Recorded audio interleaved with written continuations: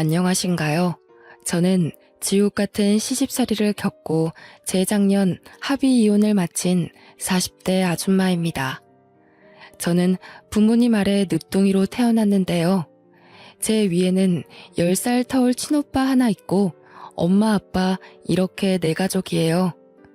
제가 늦둥이라서 사랑도 참 많이 받고 자랐답니다. 그렇다고 오냐오냐 큰 건 아니었고 저 또한 그 사랑을 알아서 부모님과 부모님 같은 친오빠에게 말썽 한번 부리지 않으려고 노력하면서 컸죠.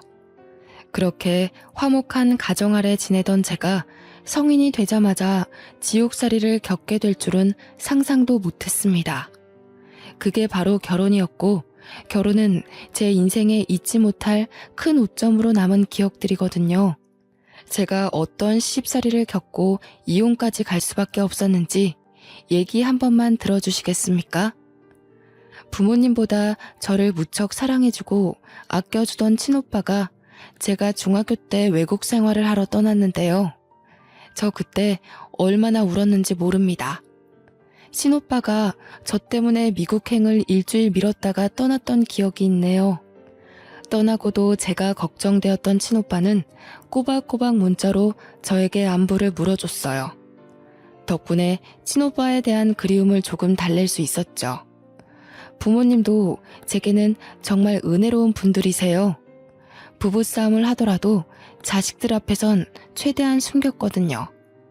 개인적인 다툼 때문에 자식들 마음에 상처 주는 건 안 된다는 사상을 가지고 계셨어요. 저희 집은 형편이 어려운 편에 속했어요. 그럼에도 불구하고 화목했죠.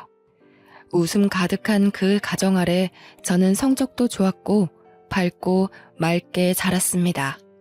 부모님 말로는 제가 다른 집 아이들처럼 사춘기가 와도 투정 한 번 안 부려서 걱정을 했다네요. 그 말을 듣고 내가 그랬나? 하면서 얼마나 웃었는지 몰라요. 저도 부모님도 친오빠도 이대로면 우리 가족에게 인생의 고비는 딱히 없을 거라 생각하며 살았습니다. 그런데 그런 단란한 가정을 큰일이 날 정도로 뒤집어 놓은 건 다름 아닌 저였는데요. 고등학교를 졸업하고 20살이 된 무렵 저는 형편을 생각해 대학을 포기했어요. 부모님이 보내주려고 했고 친오빠도 개인적으로 연락 와서 자기가 돈 벌고 있으니까 학교 가라고 했는데 저 하나 때문에 가정에 부담을 주고 싶지 않아서 저도 돈 버는 길을 택했었죠. 나중에 공부가 정말 하고 싶으면 그때 대학을 가겠다고 하면서요. 그렇게 시작한 사회생활이 대학가 술집에서 아르바이트를 하는 거였습니다. 저도 언젠가는 연애를 해서 결혼을 하게 되겠지 생각한 적은 있었는데 그게 갓 성인이 된 이 시기에 올 줄은 몰랐어요. 대학가 주변이다 보니 대학생들이 많이 왔는데 그중에 남편도 있었던 겁니다. 남편은 서빙하는 저를 보고 계산할 때 찾아와서 연락처를 물었는데요. 저보고 귀염상이라고 자기 스타일이라서 그러는데 술 한잔 하고 싶다길래 번호를 줬었죠. 저는 모난 곳 없이 사랑만 받고 컸던지라 추잡스런 접근이 무엇인지 전혀 모를 때였어요. 바로 이게 제 인생에서 가장 큰 실수였고 지옥으로 가는 직행 열차였던 겁니다. 저는 남편과 술을 마신 그날 이후 3개월 만에 임신을 했다는 사실을 알았고 무섭다는 이유만으로 그걸 한 달이나 숨긴 채 소가리를 했습니다. 임신 4개월이 되던 차 몸이 이상한 게 느껴져서 할 수 없이 부모님께 알렸죠. 그 사실을 듣고 저희 부모님이 한 일주일은 알아 누우셨어요. 한 번도 혼난 적 없던 제가 그때 처음 부모님께 혼이 났는데 얼마나 큰 잘못을 했는지도 그때 알았습니다. 너무 무섭고 죄송했죠. 그렇게 남편에게 알리고 시댁 기회까지 들어가게 된 건데요. 시댁은 저를 싫어했는데 그래도 남편은 제 편이 되어주었어요. 물론 결혼 한두 달까지는요. 그때까진 제가 봐도 남편이 저한테 마음이 있는 상태였어요. 그래서 시댁도 하는 수 없이 이 결혼을 승낙했을 거고요. 저는 결국 20살 나이에 실수로 아이가 생겨 결혼을 하게 된 셈이 되어버렸습니다. 그게 얼마나 잘못된 과정인지 몰랐는데 살다 보니 알게 되더군요. 갑자기 굴러들어온 바위를 보듯 시댁에선 나를 보는 눈빛들이 곱지 않았어요. 그나마 다행인 건 남편한테 누나인 시누이가 하나 있었는데 외국 생활 중이라 결혼식 때도 만난 적이 없다는 거였죠. 시부모도 저를 못 잡아먹어서 안달인데 시누이까지 있었으면 정말 견디기 힘들었을 겁니다. 시댁 식구들은 번번이 친정을 무시했는데요. 친정 살림살이가 넉넉하지 못해서 더 떵떵거리며 저를 괴롭혔어요. 저는 친정에서 이 사실을 알면 속상할까봐 어디 티내지도 못하고 혼자 끙끙 앓기만 했죠. 종종 친정에서 연락이 오면 거짓말로 편하게 잘 지내고 있다고 다들 식구처럼 잘해준다고만 했어요. 남편이란 놈도 처음엔 안 그랬는데 제 배가 남산만해지니까 한순간의 실수로 지 인생 망했다고 꼴 보기 싫으니까 방에 좀 들어가 있으라고 저를 구박하기 시작하더군요. 그땐 정말 기댈 곳 하나 없는 시댁에서 많이 힘들었습니다. 직설적으로 날아오는 상처가 처음이기도 해서 극복할 힘을 전혀 몰랐을 때였어요. 확실히 세탁소 하는 저희 친정에 비해 시댁이 잘 사는 게 맞아요. 시부는 군부대로 식재료를 보내는 일에서 과장직을 맡고 있었는데 그게 연봉이 좀 높다고 하더라고요. 그래서 시누이는 외국으로 학교를 보냈고 남편도 한국에서 좋은 대학을 다녔거든요. 이것에 비하면 저는 고졸의 알바생의 혼전 임신에 정말 보잘것없는 사람이었네요. 남편도 남편이지만 특히나 저를 직접적으로 힘들게 했던 건 시모였는데요. 시모는 일을 하는 사람이 아니라서 낮이면 남편과 시부는 직장을 가서 없고 시모와 둘만 집에서 보내야 해서 부딪히는 일이 많았습니다. 일방적으로 당했다고 봐야겠죠.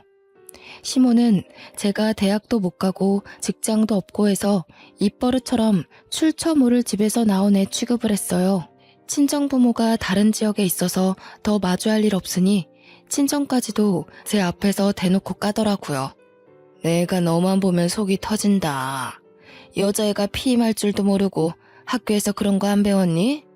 아니면 작정하고 우리 아들 발목 잡고 싶어서 숨긴 거야? 진작 말했으면 애 지웠을 거 아니야. 내가 쪽팔려서 며느리가 대학도 못 나온 애라고 어디 말도 못해. 아이고 내 팔자야. 말년 다 돼서 이게 무슨 불운인지 모르겠다. 이렇게 며느리 복이 없는 줄 알았으면 어디 부적이라도 살 걸 그랬어. 주말이라 시부가 출근을 안 할 때면 시모 옆에서 꼭 한마디씩 덧붙였는데 시부의 말은 시모에 비해 좀 더 직설적이고 한방이 강한 편이었어요. 두 분은 제가 화장실을 갈 때도 거실에 앉아 눈을 부릅뜨고 지켜봤거든요. 화장실 안에서 소리도 못 내겠더라고요. 그런 환경에서 어떻게 아이가 버텼는지 모르겠어요. 너무 스트레스 받아서 유산될까 싶었지만 다행히 아이는 건강하게 태어났거든요. 정말 사랑스러운 아들이었어요. 태어난 아들에게 엄마의 비참한 꼴을 보이고 싶진 않았는데 저는 예나 후나 식사 자리에서도 시댁과 겸상을 하지 못했습니다. 어디를 왔니? 저기 청소 덜 됐더라. 거실에 먼지 구덩이 한가득이야. 저거 먼저 닦고 와서 먹으렴. 앉기 전에 샤워 싹 하고 먹어. 먼지 잔뜩 묻히고 밥상머리 앉는 거 아니다. 항상 밥 먹을 때가 되면 시모가 제게 일을 시켰어요. 저는 그 의도가 무엇인 줄 알지만 눈치 없는 척하며 고분고분 행동했죠. 시댁 식구들이 식사가 끝날 때까지 돌아가지 않기도 했어요. 그래도 어린 아들 밥은 먹여주더라고요. 그거면 됐다 생각하며 하루하루 스스로를 다독이며 살았습니다. 저는 결혼하고 나서부터 밤에 혼자 올 때가 많았는데요. 언젠가부턴 너무 서럽던 나머지 아들이 깬 걸 알면서도 울음을 참지 못해 소리 내는 날이 늘어갔어요. 저와 남편은 제 배가 부르고 나서부터 각방을 썼는데 아들은 꼬박 저와 함께 자더라고요. 남편은 지 자식인데도 아들을 불편해하는 티를 내서 아들도 아빠 옆에 잘 안 갔거든요. 제가 이 각박한 공간에서 버틸 수 있는 유일한 이유는 바로 제 아들 때문이었어요. 아들이 없었다면 더는 버티지 못하고 가출을 했을 거고 친정에도 알리지 못해서 밖을 떠돌다가 여기저기 끼니를 구걸했을지도 모를 일이죠. 시댁의 거침없는 질타는 제 아들도 예외가 아니었는데요. 시모는 제 아들이 말을 알아듣기 시작하고부터 대놓고 앞담을 일삼았습니다. 으이구, 지엠이 닮아서 공부도 더럽게 못하네. 손주라고는 하나 있는 녀석이 공부를 이렇게 안 하면 쓰나. 네 아빠나 네 고모는 다 머리 좋은 사람인데 하필 닮아도 애미의 못난 부부만 닮았다니. 내가 손주복까지 없는갑다. 아이고 머리야. 시모는 제 아들이 성적이 못 나와도 편식을 해도 어디 다쳐서 와도 전부 제 피가 섞여서라고 했습니다. 천박한 피가 섞이니 그 피를 받은 아들도 엄마 따라 둔치 같다고 하더군요. 저는 저를 욕하는 건 1000번 만번 참을 수 있지만 제 아이를 욕하는 건 엄마로서 참을 수가 없었어요. 아이가 한두 살 커갈수록 구박이 심해져서 몇 번은 아이를 계속 피신시켰지만 그것도 한두 번이지 계속은 무리가 있잖아요. 최대한 시부모님을 안 맞추치게 하고 싶은데 한 집이다 보니 그렇게도 못하고요. 그저 부디 아들이 몰라주길 바랬는데 어느 날 아들이 방에 단둘이 있을 때 정말 가슴 찢기는 말을 하더라고요. 내가 바보 같아서 엄마가 자꾸 할머니한테 혼나는 거야? 내가 잘하면 엄마 안 혼나도 돼? 나 때문에 엄마가 혼나는 것 같아서 미안해. 나 이제 바보 안 될게. 할머니한테 그만 혼나게 해줄게, 엄마. 고작 6살 되는 아들이 저한테 미안하다고 다 자기가 모자라서 그런 거라며 자기 탓을 하는데 그날 저는 크게 억장이 무너졌죠. 한참 못 모를 아이 입에서 어떻게 이런 말이 나올 수가 있단 말입니까? 그 순간 저는 여태 뭘 하고 있는 건가 싶으면서 아들 하나 지키지 못하고 도망치기만 했다는 생각에 회의감이 들었습니다. 며칠 후 여느 때처럼 시모가 아들의 실수를 가지고 나무랄 때가 있었는데 아무리 그래도 어떻게 아이한테 자꾸 그런 심한 말을 할 수가 있나 싶어 그날은 저도 시모에게 대꾸를 했습니다. 어머님, 제가 미우신 거면 저만 나무라세요. 이 어린아이가 뭘 그렇게 잘못했다고 그런 모욕을 주세요? 어머님 때문에 애가 벌써부터 눈치가 늘어서 더 실수하는 거잖아요. 뭐야? 몇 년 좀 살았다고 이 시애미가 웃음니? 이제 대드네. 처음 우리 집 왔을 때는 고개 쳐받고 들지도 못하던 년이 꼬려 엄마 노릇 좀 하고 싶은가 보지?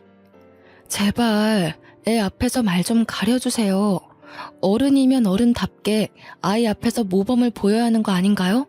제 아들 잘못 크면 어머님께서 책임지실 거예요? 어머님 손자잖아요. 어머님 아들 핏줄이잖아요.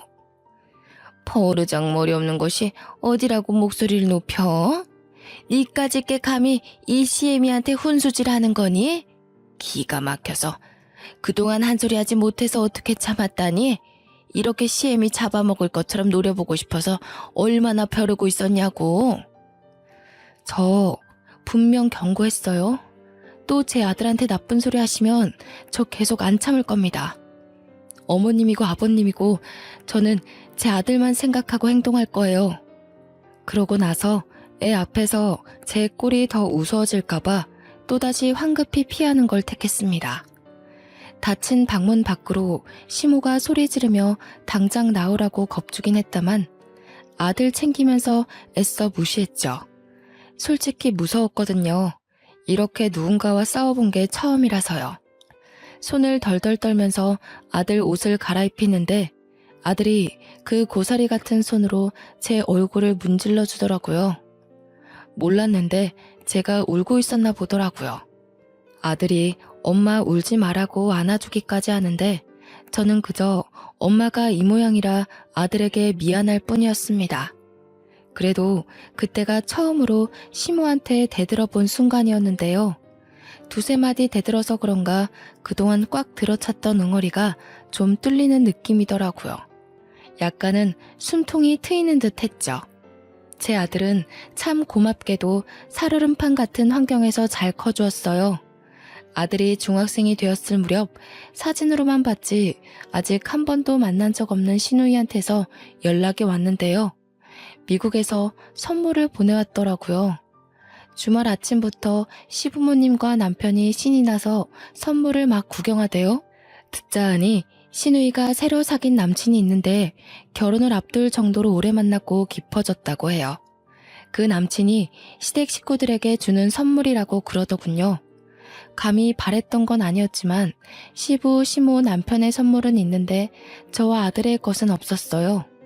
당연한 건데도 시누이와 시누이의 예비 신랑이 미웠습니다. 그깟 선물 필요 없지만 이런 식으로 어린 아이한테 상실감을 줄 필요는 없잖아요. 하필 그날이 아들 생일이었는데 중학생이 된 아들에게 엄마가 돼서 새 가방 하나 사주지 못해 마음에 걸렸던 참이었거든요. 생일날 선물 하나 사주려고 요번에 남편이 주는 생활비를 조금씩 아껴서 돈을 빼놓긴 했다만 시댁 식구들의 저 꼴을 보고 반 충동적으로 오후에 집을 나섰어요. 나가서 남자 아이들한테 인기 있는 새 가방 하나를 구입했죠. 이거 하나 사는데도 시모가 저보고 갈 데도 없는 년이 어딜 돌아다니냐며 쏘아붙이던 걸 무시하고 나와서 산 거예요. 아들, 생일 축하해. 엄마가 케이크도 해주고 싶은데 빵집에 케이크가 다 팔렸다네. 촛불 못 뿌려서 미안해. 초등학교 때 매던 가방 들고 다니느라 불편했지? 엄마가 진작 사줬어야 하는 건데 너무 늦었다. 마음에 들어? 매번 제 눈물을 닦아주기만 했지 한 번도 눈물을 보인 적 없던 아들이 그날 제가 주는 선물을 받고 울더라고요. 어느새 저보다 커져버린 아이가 일어나서 저를 안아주는데 사춘기라 말수가 줄었던 아들이 제게 이런 말을 했습니다. 미안해 엄마. 내가 너무 어려서 아무것도 해줄 수가 없어서 미안해. 너무 고마워. 내가 빨리 커서 얼른 어른이 돼서 엄마를 이 지옥 구덩이에서 꺼내줄게. 엄마가 내 엄마라서 난 이미 행복하니까 나한테 미안해하지 마. 이때 들은 아들의 말을 저는 아직도 생생하게 기억하고 있어요. 아들이 이런 생각을 하고 있는 줄 몰랐거든요. 비로한 제 삶 때문에 한참 뛰어놀아야 할 나이에 너무 무거운 책임을 느끼게 해버리는 것 같아서 저는 더없이 속이 아팠습니다. 저와 아들은 그렇게 한참을 부둥켜 안고 서로를 위로했어요. 정말 오랜만에 느껴보는 따뜻한 마음이었죠. 아들은 그 후로 눈에 띄게 성적이 올랐습니다. 학원도 안 보내주는데 알아서 잘해주는 아들이 기특하더군요. 제가 시댁에서 노예처럼 부러져도 아들이 낡아빠진 환경에서 공부하는 것보단 그래도 이 집에서 몸 편하게 공부하는 게 좋잖아요. 이것 덕분에 버틸 수 있는 의지가 또 생겼나 봅니다. 제 나이 30대 후반을 향해 갈 무렵이었어요. 여전히 살얼음판 같던 집안이 한 번 더 난장판이 된 적이 있었는데요. 한날 남편이 진심으로 결혼하고 싶은 여자가 생겼다며 어여쁜 아가씨 하나를 집에 초대한 겁니다. 저와 아들이 집에 있는 거 알면서도 데려왔더라고요. 그런데 아가씨한테 저희를 뭐라고 소개했는지 아가씨는 전혀 개의치 않은 표정으로 집안 식구들에게 인사를 하더군요. 저는 이 이후 남편이 하는 말에서 저 아가씨가 뭣도 모르고 남편을 만나고 있구나 생각했죠. 아줌마, 저녁은 두부 전골로 해주세요. 제 여자친구가 두부 좋아하거든요. 은지야, 못 먹는 거 있어? 그럼 이 아줌마한테 말씀드리면 돼. 주문하면 알아서 해드릴 거야. 어머, 정말? 오빠는 집에 가정부도 있구나. 그런데 왜 가정부를 써? 집이 더 비좁지 않아? 그렇게 큰 집은 아닌 것 같은데. 아, 엄마가 허리가 아파서 요리가 안 되고 청소도 못 하시거든. 집안일 할 사람이 없어서 불렀지. 우리 집안이 가정부 하나 못 쓸 형편은 아니니까. 남편이 저를 창피해서 주변 사람들에게 소개 안 했다는 건 알고 있었지만 아예 총각인 것처럼 행세하고 다닌 줄은 몰랐습니다. 저를 앞에 두고 대놓고 와이프로 안 보는데 그걸 시부 시모는 별일 아닌 듯 지켜만 보더군요. 알고 보니 여자가 남편이 다니는 전자기업에 같이 근무하는 대리 직원이라고 하대요. 저와는 다르게 명문대의 대기업에 어린 나이임에도 대리 직원이라고 하니 시부모는 이미 그 여자한테 마음이 가버린 듯 보였어요. 제게는 한 번도 보여준 적 없는 따뜻한 표정으로 그 여자를 대하고 있었거든요. 어쩜 이렇게 곱게 생겼을까? 어린 나이에 벌써부터 대리라고요? 어지간히 노력형인가 보네. 부모님이 두 분 다 교사라고 들었는데 그런 말 다 했지. 더 안 봐도 사람이 야무지겠어. 시집살이도 남편의 개무시도 다 참겠는데 이건 좀 고비더라고요. 무엇보다 아들도 함께 있는 자리였어요. 아들이 저와 같이 밥 먹고 싶어서 야자를 빼고 막 하교한 참이었거든요. 그래도 아들이 대학 가기까지 이 집에서 쫓겨날 수는 없기에 꾹 참았습니다. 제가 상처를 받을수록 마찬가지로 아들도 상처받고 있다는 걸 안 후부터는 웬만해선 아들 집에서 이런 못날 꼴 안 보이려고 엄청 노력하고 있습니다. 좀 지내다 보니 시부모랑 남편 눈에 안 띄고 지내는 법을 나름 터득해갔는데 결국 또 아들에게 상처를 준 셈이었죠. 그때였어요. 제가 아들의 눈치를 보면서도 아무 말 못하고 있는데 아들이 들고 있던 문제집을 냅다 던져버리는 겁니다. 그 문제집이 잘못 나갔다면 남편의 발등에 찍힐 뻔한 위치였어요. 지금 엄마 앞에 두고 뭐 하는 거예요? 아빠라는 사람이 이래도 돼요? 엄마가 얼마나 더 참아야 되는데요. 다들 이것밖에 안 되는 사람이었어요? 집 구성이 구정물투성인 건 알았지만 상식도 개념도 말아먹은 줄은 몰랐네요. 저 자식이 뭐라는 거야 지금? 버릇없게 어디서 행패야? 사춘기라고 시위하는 거야? 속옷바람으로 쫓겨나고 싶어? 지금 손님 온 거 안 보여? 당장 방에 들어가. 오빠, 저 애는 누구예요? 혹시 저 아이가 오빠 조카라는 친구? 저는 되게 어린아이인 줄 알았는데 아니네요? 이봐요 아줌마, 이 남자 유부남인 거 알고 만나는 거예요? 이 남자가 제 아빠고 저 사람이 내 엄마예요. 아빠가 실수로 나 만들어 놓고 아빠 하기 싫다면서 아줌마 만나는 파렴치한 사람이라고요. 생각 똑바로 바뀐 사람이면 이런 남자 만나지 마세요. 인생 종쳐요. 그 여자는 이 사실을 처음 듣는 얼굴이었어요. 옆에서 모든 사실을 숨기고 있었는지 남편은 화가 나서 제 아들에게 다가와 냅다 뺨을 내리치더라고요. 아들이 그 힘에 밀려 자빠졌는데 그렇잖아도 놀라있던 저는 허둥지둥 아들에게 달려갔습니다. 이미 아들의 뺨이 붉어졌더군요. 심지어 남편이 끼고 있던 반지에 긁혀서 생채기까지 난 겁니다. 저는 그대로 눈이 돌아 남편의 머리채를 잡아버렸어요. 내 새끼 손대지 마. 내가 다 참아도 내 새끼 건드리는 건 못 참아. 아빠 노릇 안 할 거면 손찌검은 하지 말아야지. 네가 무슨 자격이 있다고 내 자식한테 손을 대. 아, 인연이 돌았나? 안 놔? 무식하게 손부터 먼저 쓰고 있는 게 누군데? 내가 진짜 손 대봐? 네 자식 제대로 참교육 시켜줘? 노라고 이년아. 제가 아무리 먼저 머리채를 잡았다고 하더라도 남자의 힘을 어떻게 이기겠습니까? 게다가 시모의 시부까지 덤비며 저한테서 남편을 구해내더라고요. 저는 곧바로 바닥에 내팽겨쳐졌고 화가 난 남편이 뒤늦게 저를 발로 차기 시작했어요. 머리끝까지 화난 남편이 눈에 뵈는 것 없이 저를 마구 밟는데 그걸 보고 놀란 여자는 불이 나게 도망을 가버렸습니다. 여자가 소리 지르는 바람에 남편이 아차 싶었는지 급하게 여자를 쫓아가더군요. 아들이 저를 감싸 안으며 상태를 살펴주는데 남겨진 우리에게 이젠 시부와 시모가 호통치기 시작했어요. 이래서 못 배워먹은 놈들은 상종을 하면 안 되는 거였는데 진작에 낙태를 했어야 했어. 유산을 시키던지 해서 우리 아들 발목 못 잡게 했어야 했다고. 어쩌자고 이런 썩은 족쇄에 걸려서는 새끼나 애미나 어쩜 이렇게 똑같은지 모르겠네. 아이고 속 터져. 그렇게 아끼는 네 새끼 데리고 당장 우리 집에서 나가. 나가서 길바닥에 나앉든 구걸을 하든 알아서 하고 당장 내 눈앞에서 꺼져. 더러운 것들이 집에 드니까 집안 꼴이 이 모양이지.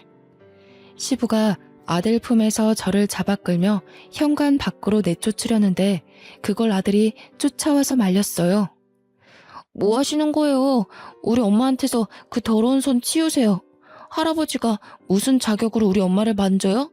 그래요. 이딴 집 냄새나서 살기 싫으니까 나갈래요. 비키라고요. 아들의 힘에 밀려난 시부는 다 늙은 몸이라 힘 한 번 못 써보고 바닥을 굴렀습니다. 시모가 놀라서 시부를 부축했는데요. 동네방네 들릴 정도로 어린 놈의 새끼가 지 할애비 죽인다고 막 악을 쓰더군요. 저는 아들의 부축을 받고 그대로 시댁을 나오게 되었어요. 저와 아들의 꼬라지를 보면 가출보다는 쫓겨난 게 더 어울리는 사정이었죠. 저 혼자 쫓겨난 거라면 어디 골목 구석에 가서 하룻밤 보내면 되겠다만 아들이 있는 상황에서 그럴 순 없었어요. 아들마저 저처럼 비루한 삶을 살게 할 수는 없잖아요. 그래서 어쩔 수 없이 친정에 연락하게 되었는데 10여 년 만에 제 사정을 처음 고백하는 순간이었죠. 집을 나왔다는 제 사정을 듣고 놀란 친정은 새벽임에도 그 먼 거리를 달려서 저와 아들을 데리러 왔습니다. 왜 여태 말 안 했어? 어떻게 사람이 사람한테 이런 짓을 할 수가 있냔 말이야. 당장 앞장서거라. 내가 오늘 가서 사돈 같지도 않은 그 시궁창 집안 다 때려 부실 테니까. 아휴, 이 어린 것을 때릴 데가 어디 있다고. 우리 새끼 얼굴 흉진 것 좀 봐. 아니, 아빠라는 사람이 어떻게 지 아이 뺨을 쳐? 하렘이 하렘이 되는 사람은 또 이걸 지켜만 봐. 무슨 그런 집안이 다 있다니. 우리 손자 얼마나 놀랐겠어. 친정 부모는 저와 아들의 몰골을 보고 많이 화가 나서 시댁을 알려주지 않으면 경찰을 통해서라도 찾아낼 심산이었어요. 친정 부모님의 재촉에도 제가 머뭇거리고만 있자 아들이 대신 나서서 시댁 주소를 알려주는 겁니다. 일이 커지는 게 걱정되어 말해주길 망설였던 건데 불안한 눈으로 아들을 바라봤더니 아들이 그냥 손을 꼭 잡아주더군요. 그런데 하필 가는 길에 친오빠한테 전화가 오더라고요. 시차가 달라도 친오빠는 한국이 새벽인 줄 알아서 전화를 안 하는데요. 급한 일인가 싶어서 엄마가 전화를 받았어요. 어머, 한국 왔다고? 이렇게 갑자기? 그래, 결혼할 여자가 있다고 했지? 근데 아들, 우리가 지금 집에 없어. 급하게 순이 시댁에 가는 중이다. 글쎄, 그 집에서 내 딸 몰골을 거짓골로 만들어놨잖니. 내 귀한 손자 뺨까지 때리면서 꺼지라고 했다더라. 뭐라고요? 그게 무슨 말이에요? 순이 다쳤어요? 저번 달까지만 해도 그런 말 없었는데. 지금 순이랑 같이 있는 거예요? 시간이 몇 시인데 이 시간에 사람을 밖에 내보낸다니요. 순이 이 미련한 것이 시댁에서 종살이 하면서도 말을 안 했더라고. 혼자 끙끙 앓기만 하고 10년 넘게 굴려지며 살았다는 거야. 너 순이 성격 알잖아. 어디 말썽 한번 부린 적 없는 애라는 거. 자기네들이 뭔데 내 딸한테 함부로 욕하고 손찌검을 한다니? 순이 이 녀석을 정말. 그래서 어디에요? 지금 갈게요. 그 집 주소 좀 보내주세요. 저도 들은 이상 가만 못 있어요. 거기 가서 뵐게요, 엄마.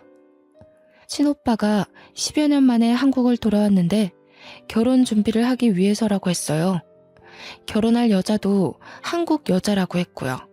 기쁜 소식으로 돌아온 오빠에게 여동생이란 작자가 이런 못난 꼴로 맞이해서 그것도 미안했습니다. 친오빠가 절 얼마나 걱정하고 있을지, 저 때문에 얼마나 화가 났을지 저는 알거든요. 어릴 때 친오빠는 제가 친구한테 빌려준 볼펜을 못 받고 있을 때 직접 나서서 그 친구를 참교육시키는 사람이었어요. 늘 저를 과하게 아껴주고 든든한 뒷배가 되어준 사람이라는 말이죠. 제 2의 아빠와도 같은 사람인데 제가 시댁에서 처맞고 살았던 소리를 듣고 얼마나 눈이 돌았을지가 보였어요. 이때는 오히려 시댁이 걱정되었네요. 상대적으로 가까웠던 우리가 먼저 시댁에 도착했고 엄마가 나서서 무작위로 초인종을 눌렀습니다. 한참 반응 없던 대문이 열리고 남편이 짜증 가득한 얼굴로 나오는데 아빠가 그대로 머리채를 잡고서 집 안으로 밀고 들어갔습니다. 진짜 누구야? 뭡니까? 장인어른께서 여길 왜? 우선 이거 놓으시고 말씀하세요. 갑자기 찾아와서 왜 이러세요? 잠깐만요, 장인어른. 그래, 이 자식아. 내가 네 장인어른이다. 감히 내 딸을 쥐잡듯 잡으면서 부려먹었겠다. 내 딸이 당한 상처만큼 너도 오늘 처맞을 줄 알아. 나 오늘 네 뼈 하나 부러뜨리기 전까지 집에 안 간다. 거실에서 대판 소란이 나니 방 안에 있던 시부모도 자다 일어나 놀라서 튀어나오더군요. 어머머, 사돈어른 아니세요? 연락도 없이 왜 오셨어요? 근데 지금 뭐 하시는 겁니까? 남의 귀한 자식을 왜 그렇게 쥐어뜯어요? 다짜고짜 야밤에 찾아와서 놓으세요 좀. 네 자식 귀한 건 알고 내 자식 귀한 건 왜 몰랐다니? 이 옆에 내야. 너 우리 딸 어떻게 손댔어? 이렇게 손댔니? 이렇게 잡고 흔들었어? 10년 넘게 이런 식으로 우리 딸 가슴에 대못 박은 거야? 엄마가 자기 아들 살리려는 시모의 머리끄댕이를 사정없이 잡아당겼는데요. 평소 탈모가 있던 시모의 머리카락이 후두둑 빠지는 거 아니겠어요? 어머머, 내 머리카락. 이봐요, 안사돈. 도대체 이게 무슨 행패란 말입니까? 내 머리카락 어떡해. 내가 여기 돈을 얼마나 들이고 있었는데. 시모가 소리 지르며 절망하는데 엄마는 아랑곳 않고 또 시모의 머리끄댕이를 잡으려 했어요. 그러자 시부가 다급히 말리더라고요. 엄마도 여자인데 시부는 완전 제압하는 식으로 엄마를 떼어냈습니다. 안사돈, 그만 못해요? 경찰에 신고하기 전에 당장 나가요. 이 야밤에 이게 무슨 짓입니까? 식구끼리도 주거 침입죄 성립되는 거 몰라요? 이런 식이면 저희도 더 이상 사돈 대우 못 해드려요. 엄마가 시부한테 힘을 못 쓰고 있자 우리 아들이 나서서 엄마한테 힘쓰는 시부를 떼어냈어요. 시부는 그런 손자에게 네가 벌인 짓이냐고 고래고래 호통치더군요. 그때 도어락 비밀번호를 치고 누가 들어왔는데요. 응? 이 집에 더 들어올 사람이 없는데 싶었는데 친오빠랑 웬 여자가 같이 등장하는 겁니다. 정말 오랜만에 보는 친오빠였지만 마냥 반길 수 없는 상황이었어요. 그런데 친오빠가 어떻게 시댁집 도어락을 열고 들어올 수가 있지? 생각하던 와중이었죠.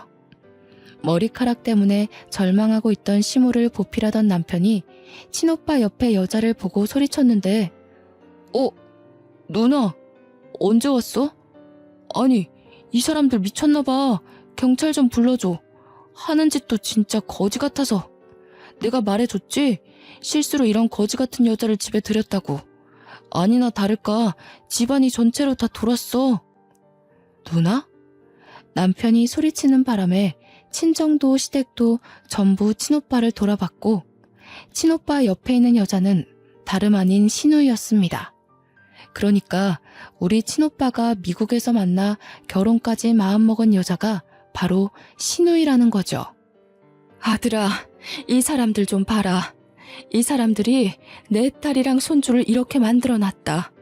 어떻게 이럴 수가 있다니? 내가 이런 집구석인 줄도 모르고 우리 순이가 얼마나 아팠겠니? 응?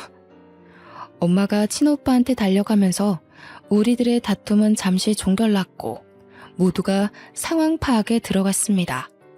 그 잠깐은 친오빠한테 하소연하는 엄마 말고는 모두가 조용했죠.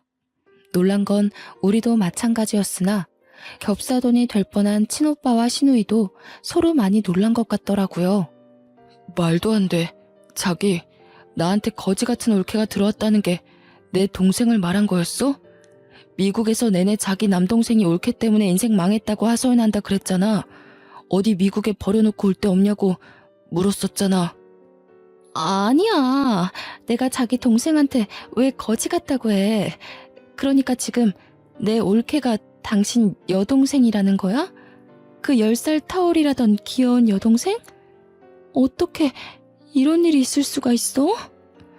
자기 분명 그랬어. 한두 번도 아니고 거의 틈날 때마다 올케 얘기했다고. 남동생이 사고쳐서 결혼했는데 올케랑 그 집안이 산거지라고 욕했었잖아. 나 덕분에 자기 부모님이 올케 때문에 속 썩은 거 위로받겠다면서 결혼 결심해줘서 고맙다고 그랬잖아. 나는 오빠 동생인 줄 모르고, 그러니까 그게... 야, 너는 왜 올케가 이런 사람인지 말 안 했어? 올케 집안이 무슨 거지 같은 집안이야. 우리 집보다 훨씬 재산 많다고. 멍청한 게 진짜 제대로 알아보지도 않고. 무슨 소리야. 돈이라곤 쥐뿔도 없는 거 맞아. 내가 10년을 넘게 지내면서 봤는데 집에 돈이 있었으면 제가 구박받고 살았겠어? 신우이랑 남편이 하는 말을 듣고 친오빠는 더 머리끝까지 화가 났어요. 그대로 둘을 무시하고 엉망이 되어 있는 저를 챙기기 바빴죠. 그리고는 신우이랑 이야기하면서 어안이 벙벙해져 있는 남편에게 다가가 냅다 주먹을 날리는 겁니다. 전부 무방비한 상태였던지라 남편은 그대로 두세 대는 더 맞았습니다. 그러자 뒤늦게 신우이가 와서 친오빠를 급히 말렸는데요. 오빠, 진정해. 일단 우리 말로 하자, 응? 내가 다 설명할게. 우리 사이에 오해가 있었던 것 같아. 나도 몰랐고 우리 집안도 오빠를 몰라서 그랬어. 앉아서 대화로 풀어보자. 나도 너 많이 사랑했거든. 근데 우리 가족보다 우선순위는 아니야. 그리고 듣자 하니 너 내 재력 때문에 만나는 거였어? 내 동생이 돈이 없어서 이 괴롭힘을 당해도 똑같이 무시했던 거야? 아니야. 나 오빠 사랑해서 결혼하려는 거야. 어떻게 사람이 돈만 보고 5년을 넘게 사귀겠어. 그런데 올케 사정은 정말 몰랐어. 나는 우리 엄마 아빠가 이 정도로 못 살게 굴었는지도 모르고 있었어. 정말로. 더 이상 변명으로밖에 안 들리네. 며칠 생각할 시간 좀 가지자. 네 얼굴만 보면 이 구역질 나는 집안 사람들 얼굴이 떠올라서 못 만나겠다. 그만 갈게. 내가 연락할 때까지는 전화하지 마. 친오빠는 저와 가족들을 데리고 이대로 집을 나가려고 했습니다. 그런데 신우이가 심할 정도로 집착하며 친오빠한테 매달리는 거 아니겠어요? 처음에는 오래 만난 사이라서 남이 될까봐 겁에 질려 그러는 줄 알았어요. 그런데 다 친오빠 재력 때문이더군요. 저는 시댁살이 하느라 몰랐는데 알고 보니 우리 오빠가 미국의 보험계리사 자격증이 있는데 그 자격증이 국내 10명 내외로만 가지고 있을 만큼 대단한 거라고 하더라고요. 친오빠가 다니는 미국 회사에선 한국 보험사가 딱 2명 있는데요. 그 회사가 좀 잘 나간답니다. 미국 현지인들도 들어가기 쉽지 않다네요.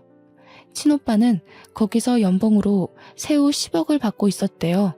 심지어 반 이상을 친정에다가 보내주고 있었는데 친정 부모님은 아들 돈이라서 함부로 못 쓰고 있었다는 겁니다. 친오빠가 그 회사에 들어간 직후부터 친정으로 용돈을 보냈다고 하니 그럼 적어도 10년 가까이는 됐다는 건데 얼추 계산을 해도 80억 현금이 친정 부모님 통장에 꽂혀 있는 거였어요. 저희 친정이 40년째 세탁소를 하고 있거든요. 벌이가 대단히 많지는 않다만 그래도 그 벌이로 저와 친오빠를 키울 만큼은 된 형편이었어요. 시댁에서 하도 무시를 해서 그렇지 동네 세탁소 치고 나쁘지 않은 벌이었습니다. 또 친정 부모님이 워낙 알뜰해서 돈을 허투루 쓰지 않는데 매달 적금까지 했으니 대략 90억이 그냥 뜬 돈으로 있는 셈이었죠. 당연히 부동산 재산은 빼고 말씀드린 겁니다. 친오빠가 친정으로 돈을 보내주고 있는지 몰라서 저 또한 저희 집 재산을 모르고 있는 실정이었거든요. 저도 시댁과 마찬가지로 좀 놀랐답니다. 신우이는 매정하게 돌아서는 친오빠를 더 붙잡으며 시댁 사람들한테 고래고래 소리치기 시작했어요. 빨리 와서 무릎 꿇고 빌어 다들. 엄마 아빠 지금 어떤 사위를 놓치게 생겼는지 알아? 이 사람이 얼마나 대단한 남자인지 아냐고. 우리 집 수준에 이런 남자 만날 수 있을 거라고 생각해? 내 수준에 이런 사위 다시는 있을 것 같냐고. 부모가 돼서 왜 딸앞길을 막아? 왜 내 인생 망가뜨려? 당장 잘못했다고 빌라고. 신우이가 굉장히 한 성과라는지 시댁들이 다들 아무 말도 안 하고 벙쪄 있더라고요. 그때 친오빠한테 얻어맞은 남편이 먼저 상황을 파악하고 급히 제게 다가와 손을 붙잡았습니다. 남편 손, 결혼식 때 잡아보고 처음 잡아보는 거였어요. 당신한테 오빠가 있었어? 왜 말 안 했을까? 나는 그런 줄도 모르고. 미안해 여보. 진작 말했으면 내가 여보한테 더 잘했지. 그동안 내가 심했지? 진심으로 사과할게. 못 배운 사람이라고 천박하다 욕할 때는 언제고 이제 와서 이러는 건 너무 속보이지 않아? 내 아들한테 손대고 바람 피고 나 사람 취급 안 할 때가 불과 어제야. 당신이 어제까지만 해도 날 개 취급했다고. 바람을 폈어? 이 썩을 놈이 심지어 바람까지 폈다고? 야, 그 여자 어딨어? 그 여자도 당장 데려와. 소송 때려서 빨간 줄 그어줄 테니까 당장 연락해. 아닙니다, 장인어른. 정말 죄송합니다. 전 몰랐어요.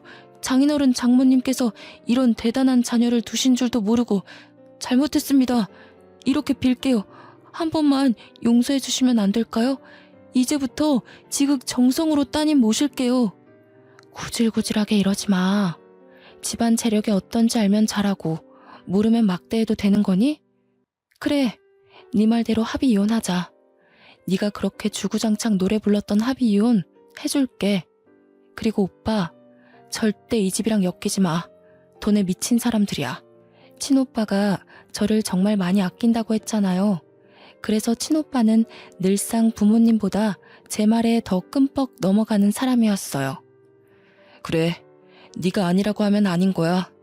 순이 너 말대로 할 테니까 너도 더는 걱정 마. 이 사람들이랑 다시는 엮이지 않게 해줄게. 오빠 이제 한국에서 일할 거거든. 스카웃 받은 거라 연봉 협상에서 미국 회사에서 받던 것보다 높아. 너랑 우리 조카 내가 책임지고 더는 힘들지 않게 해줄게. 신우이와 관계를 잠시 보류하며 생각해본다던 친오빠는 곧바로 이 자리에서 신우이와의 관계를 끝내버렸어요. 한순간에 의견을 탈바꿈하며 종결을 선언해버리니 신우이 눈이 헷가닥 돌아버리는 겁니다. 더 안 달라서 친오빠를 잡고 늘어지는 걸 이제 저를 잡고 애걸하기 시작하더라고요. 내가 이렇게 빌게 올케. 나 올케 오빠 없이 못 살아. 올케랑 나랑 얼굴 한 번 안 본 사이잖아. 초면이나 다름없는데 어떻게 이리 매정할 수가 있어. 우리 엄마 아빠랑 동생이 괴롭힌 거지. 나는 올케한테 잘못한 거 없잖아. 똑같이 천박한 핏줄이잖아요. 아가씨나 저 인간이나 시부모님 핏줄 받은 건 똑같은데 뭐 얼마나 다를까요? 그리고 그 피를 물려받은 제 아들이 당신들 때문에 엇나갈까 걱정 많이 했거든요. 다행히 시어머니 말대로 제 아들은 제 피만 가득 받았나 보더라고요. 뚝 부러지게 자라주는 것 보면. 저희는 그대로 시댁 식구를 외면한 채 나와버렸습니다. 시부모님은 차마 지네들 체면 구기지 못해서 자식들한테 원망만 듣고 있더라고요.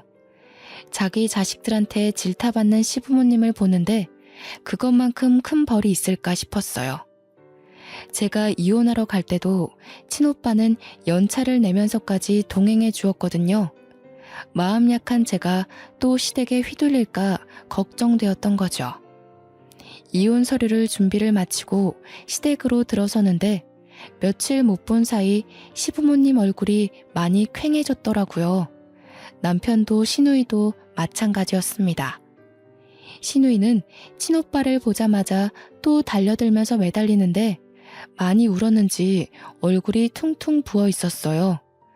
남편은 제 일에 방해된다며 시누이를 데리고 잠시 방 안으로 들어갔고, 저는 남편과 시부모님이 보는 앞에서 필요한 부분에 도장을 찍어 나갔죠. 여보, 윤우는 어떻게 지내?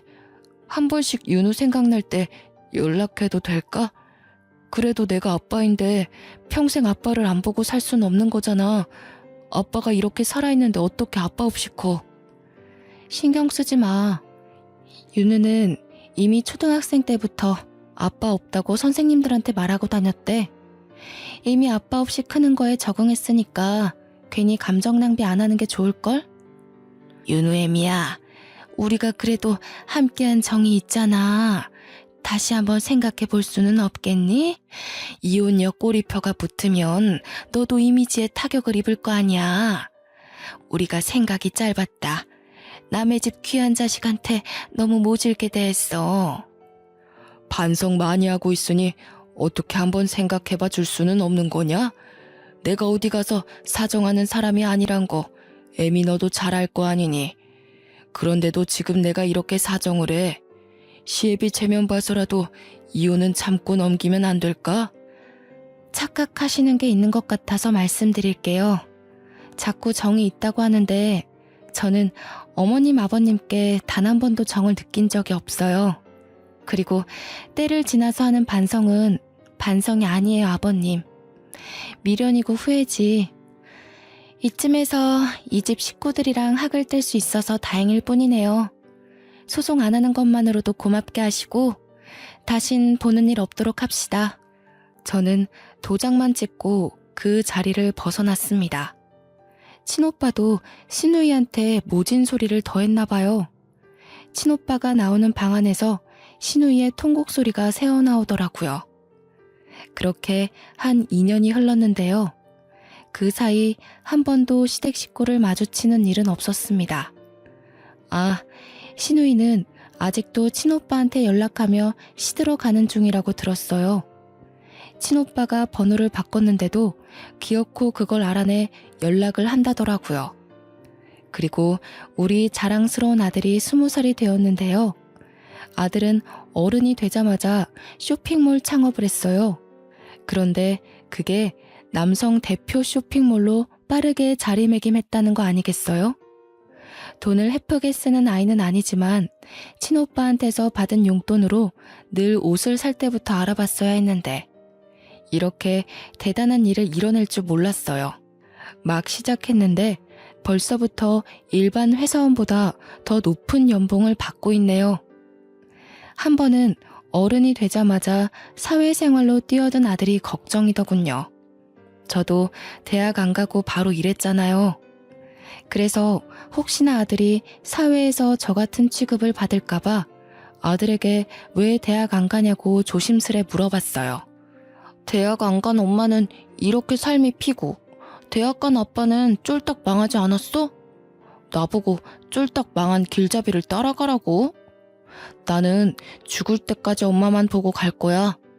엄마의 발자취를 따라가면 성공할 거란 확신이 있거든. 그리고 멋진 삼촌도 봐봐. 중간에 대학 자퇴했다고 들었는데. 참 예쁘고 똑부러지는 아들이지 않나요? 이 때문에 별로 대학 갈 생각이 없다는 아들에게 저는 더 말하지 않았습니다. 스스로 잘해준 아들이 앞으로도 어련히 알아서 잘할까요? 중학생 때 저를 안아주고 울면서 엄마를 꼭 지옥 구렁텅이에서 빼내주겠다고 다짐했던 아들은 옛날에 친오빠가 저를 극진히 아꼈던 것처럼 똑같이 저를 모시고 있어요. 저는 친오빠가 해준 아파트에서 아들의 효도와 함께 호강하며 살고 있답니다. 말년까지 그런 시댁에서 불행하게 살다가 가는 건 아닌가 참 속상했거든요. 제가 무슨 잘못을 했길래 하늘은 내게 이런 시련을 주실까 원망도 했었고요.